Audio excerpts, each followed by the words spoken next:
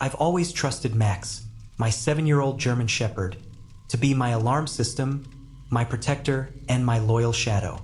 As a dog groomer, I work long hours, but Max is always at my side when I'm home. We live in a quiet neighborhood in Buffalo, a place where snow blankets everything in a soft hush by mid-December. I had always found comfort in this silence until last winter, when that same silence began to feel wrong. It started as a nagging observation. Max wasn't barking anymore.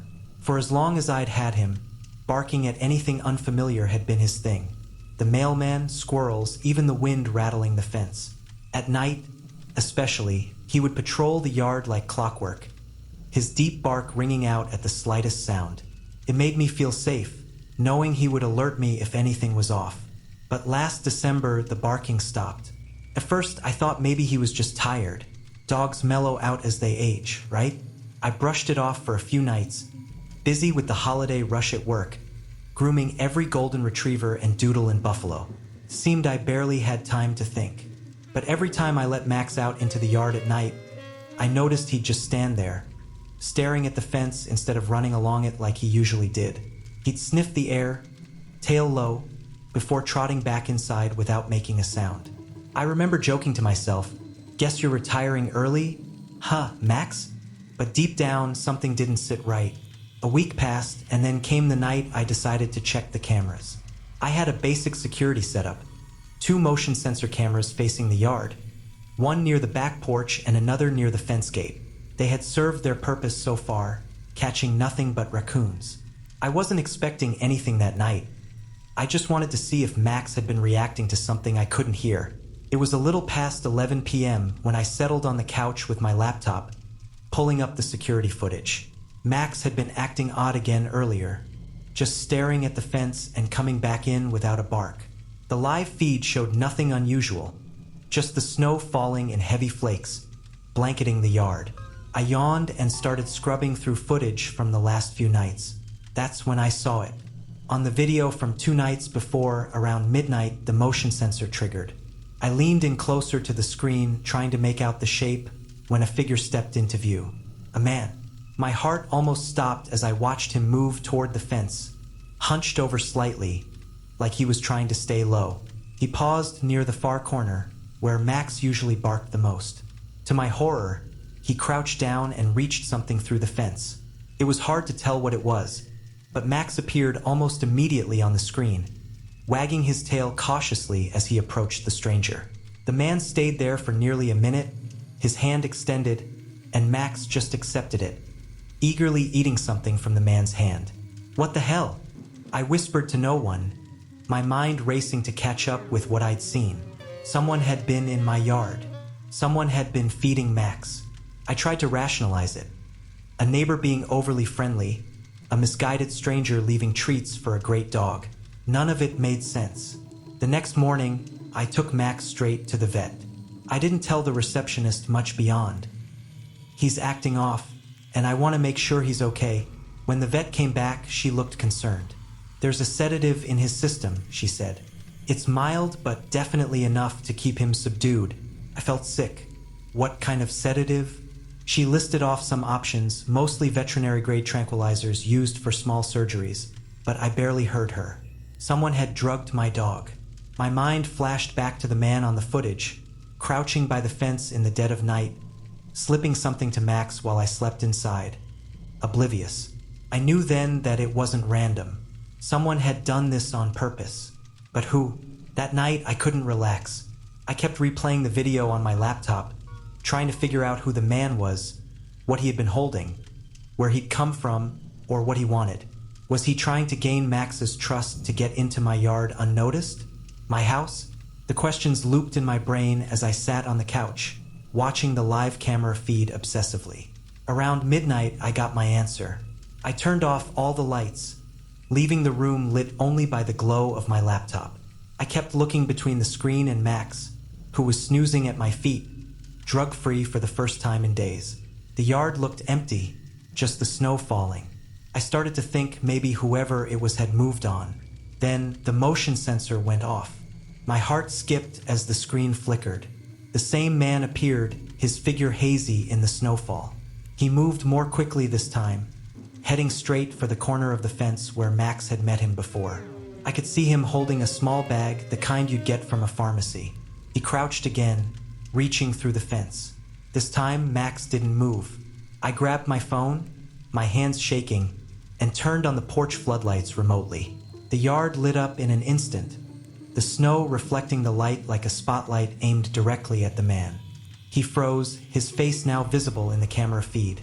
An older man, maybe in his late 60s, with thin, wiry hair poking out from under a hat. Before I could even process it, I yelled through the window, my voice trembling with adrenaline, "Get out of my yard!" The man flinched, looking straight at the camera. Straight at me. Something about his expression sent a chill through me. It wasn't anger or guilt. It was almost calm, as if he didn't mind being caught. Then, just as quickly, he turned and bolted, disappearing into the night. I called the police immediately. They arrived about half an hour later, lights flashing across the snow-covered street. I showed them the footage, my voice shaking as I tried to explain. The officers searched the yard and the surrounding area, but of course, the man was long gone. One of the officers stayed back to talk to me. "You said he fed your dog a sedative?" he asked, watching the video over my shoulder. The vet confirmed it. Why would someone do that? Why would he be feeding my dog anything? The officer didn't have an answer for me. He could only speculate. Maybe the man was trying to quiet Max so he could get into the yard. Maybe it was an attempt to break into the house. "People do strange things," he said with a sigh. "We'll file a report and keep an eye out." You did the right thing scaring him off. I tried to let his words calm me, but they felt hollow. Keep an eye out? What did that even mean? He couldn't promise the man wouldn't come back, and the image of his face, calm and unwavering, was still burned into my mind. I forced myself to thank him, but deep down, I felt like I was on my own. I didn't sleep that night, even after the police left. I stayed up watching the cameras, jumping at every flicker of movement. Max stayed close to me. His ears perked as if he too was waiting for the man to come back. He never did. The neighbor, well, technically the guy from the back street, turned out to be the one behind it all.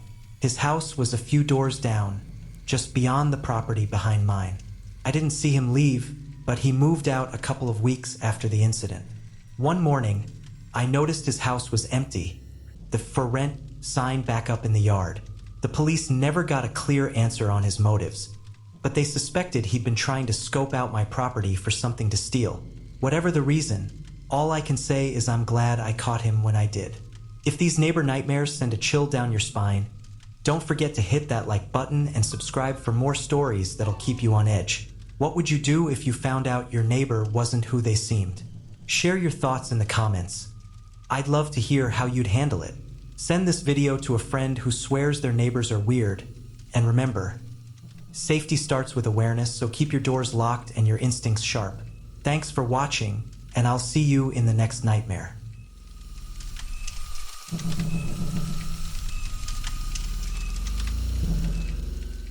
I've always believed in creating a sense of peace in my home. As a yoga instructor, my backyard was my sanctuary, a place where I could unwind and practice in private. I'd set it up carefully over the years, adding potted plants, string lights, and a small koi pond. By March of 2023, it was perfect. Every morning and evening, I'd roll out my yoga mat in the soft grass, surrounded by flowers and the quiet sounds of nature. Felt like my own little world, safe, untouched. But all of that changed in the span of a single afternoon. It was a Wednesday. The weather was perfect. A clear blue sky and sunlight so warm that it felt like spring had come early. I had a private client in the morning, but the rest of my day was free, so I decided to spend the afternoon tidying up the backyard shed. The little building sat at the far corner of my garden. It was nothing fancy, just a spot where I kept tools, gardening supplies, and odds and ends. Still, every spring, I made it a point to clean it out, organizing my shelves and tossing what I didn't need. Started off fine. I put on some music and set to work, clearing out rusted trowels and rearranging flower pots. About an hour in, I decided to move a heavy box of tools sitting on a bottom shelf. As I shifted it, something slipped out from behind it and hit the ground. At first glance, I thought it was a battery pack or some kind of gadget, but when I picked it up, I felt my stomach lurch. It was a small black camera. I stared at it for a second, trying to make sense of what I was holding. It was sleek and modern, like one of those mini spy cameras you see in movies. My immediate thought was that it had to be some old tech my ex-boyfriend left behind. He was big into gadgets. But then I noticed the tiny blinking light. The camera was still on. A weird cold unease settled over me as I turned it in my hands. I hadn't been back here in weeks. Who would leave a camera running in my shed? I flipped open the small panel on the back. It had a memory card. My curiosity won out over my nerves, and I hurried back to the house with the camera, sliding the card into my laptop. The folder popped open right away, and as the first video played, I felt my skin go clammy. It was me. The footage was grainy but clear. There I was on my yoga mat, moving through poses in the center of my backyard. My stomach twisted as I clicked through the files. There were dozens of them, different times of day, different outfits. Some were from early mornings, the sun just rising behind me. Others at sunset, when the yard glowed orange and pink. And then I saw something that made my hands shake. One video showed me sitting on the back porch, legs tucked under me, sipping tea and talking on the phone. It was from last week. The realization sank in like a weight. Someone had been watching me, not just while I practiced yoga, but during quiet moments when I thought I was alone. I shut the laptop and sat in stunned silence, replaying every moment I'd spent outside over the last month. I'd always felt so comfortable out there, so sure that my high fences and thick hedges kept me shielded from the world. Now that illusion was gone. Someone had violated my space, and the worst part was I didn't know who. After a few minutes, I forced myself to take action. I marched back to the shed, determined to search every inch of it. My hands shook as I pulled boxes off the shelves and checked behind tools. Nothing. I scanned the trellis, the nearby fence line, and even the koi pond. Still nothing. But when I turned toward the back corner of the yard, something caught my eye. The fence. One section of the wooden slats looked slightly out of place. The angle was off, as though someone had tried to pry them loose and then hastily put them back. I walked over and crouched down, shining my flashlight along the gap. There were faint scuff marks in the dirt, like someone had climbed through. My entire body was buzzing with tension. My backyard wasn't as private as I'd thought. Back inside, I paced the living room, trying to decide what to do next. Call the police? What would I even say? Someone hid a camera in my shed, but I don't know when or who. I settled for locking all the doors and windows, pulling the curtains tight, and sleeping with a heavy wrench next to my bed. The next morning, I packed up the camera, put the memory card in a Ziploc bag, and drove straight to the police station. I felt ridiculous explaining it to the officer at the desk, like I was overreacting. But the moment I showed her the videos, the seriousness in her face was unmistakable. She took my information and said they'd look into it. What followed were some of the longest days of my life. I jumped every time I heard a noise outside, constantly peeking through the blinds and double-checking the locks. I even stopped practicing yoga. My backyard now felt like a stage where I'd been performing without knowing it. A few days later, the police called me. The officer's voice was calm, but what she told me hit me like a punch to the gut. "We traced the camera back to your next-door neighbor," she said.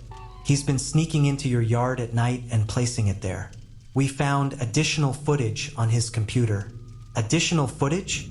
My voice felt far away, like it didn't belong to me. "Yes, it appears he's been doing this for months, recording you whenever you were outside. We're charging him with stalking, trespassing, and invasion of privacy." I don't remember much of what I said after that.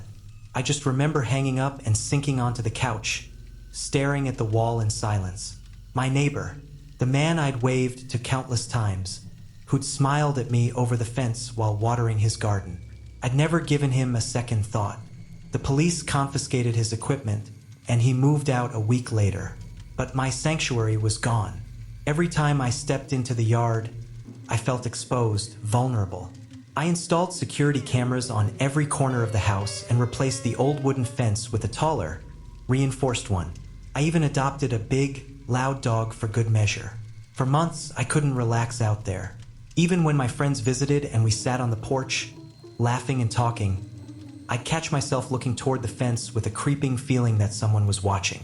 It's been almost a year now, and while the backyard feels a little more like home again, I'll never see it the same way. I still practice yoga, but only indoors, where I can lock the doors and draw the blinds. I've come to accept that you can never really know the people around you, not completely. The smiling neighbor, the friendly stranger. Sometimes the people you trust the most are the ones hiding the darkest secrets. And sometimes the safest places can be anything but.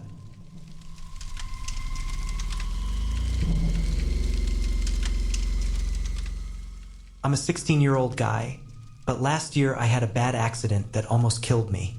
Since then, I sometimes have chest pain and trouble breathing for no reason. My arms and legs also shake on their own sometimes.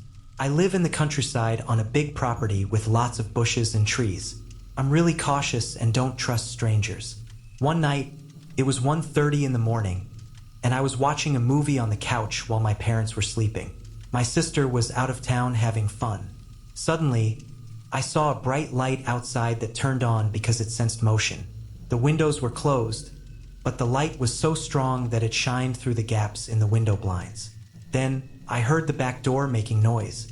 I thought it was my sister returning from her night out, but she didn't come in for another 20 minutes. I asked her why she stayed outside for so long, and she said she had just gotten home. I thought it was probably the strong wind because there was a big storm that night. My sister and I went to bed in separate rooms.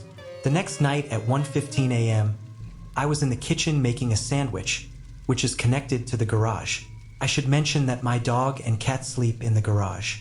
But suddenly, my dog started barking loudly and acting crazy for no apparent reason. I thought my dog was barking at the cat, but when he didn't stop after a minute, I got worried.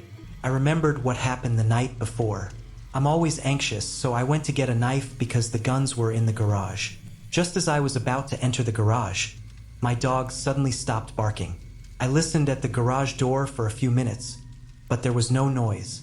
I felt really scared, so I decided to go to bed. I planned to talk to my parents about it the next day, but they didn't take it seriously.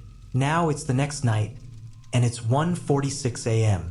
I was half expecting my dog to start barking again, and I had my knife ready. Just as I thought, it happened. My dog went wild again, barking like crazy. This time, I hurried to the garage, and as I got closer, I heard noises inside. I was sure someone was in there. I opened the door quickly, but there was nothing there. I searched the whole garage, but I found nothing. I told my mom about it because my dad was away on a business trip. I suggested we might need to call the police, but she didn't believe me and said I couldn't call them. I went back downstairs, thinking maybe I was going crazy, that it was all in my head, and that's when I heard a whistle coming through the window. I rushed to the window and opened the blinds, but there was nothing outside. As I headed towards the garage, I heard a tap, and then another whistle at the kitchen window. I quickly opened the blinds and saw that the motion sensor light was on. I went into the garage to get a shotgun, but it was empty. I searched for the bullets but couldn't find any. Then I realized that not only were the shotgun bullets missing, but all the bullets for the rifle, pistol, and revolver were gone too. I heard 3 taps on the garage door next to me, followed by another whistle and a laugh. Fortunately, I knew where my dad had hidden the spare bullets. I got the bullets from the secret stash, which the person hadn't found. When I returned to the living room, I heard more taps, whistles, and even laughter at every window. It was happening at the living room window, the kitchen window, the game room window, the garage window, and all over. The person kept tapping, whistling, and sometimes laughing at every window. I rushed out the door with my gun ready. The person had disappeared, or so I thought. When I looked up, I saw a tall, slim figure in a hoodie on the roof. I was about to shoot when I suddenly couldn't breathe due to my health condition. I fell to the cold ground, aiming my gun at the person on the roof, but my body started shaking uncontrollably because of my condition. The person jumped down, and believe it or not, he put his lips right next to my ear and started whistling. I thought I was about to die. Then he walked towards my pool. After a few minutes, I managed to get back on my feet, using my shotgun like a walking aid because my legs were still shaking. I thought the person had left, so I went back inside. This time, my mom believed me. We were about to call the police when we looked out the window and actually saw the person's head popping out from our pool. The police came and searched our property. They found all the missing bullets in our shed. There were muddy footprints all over our property, and to make it even scarier, the words, "Oh no," were carved into the wall. We also found out that he got into the garage by moving a heavy metal plate that blocked a hole to the outside. It was a complete nightmare.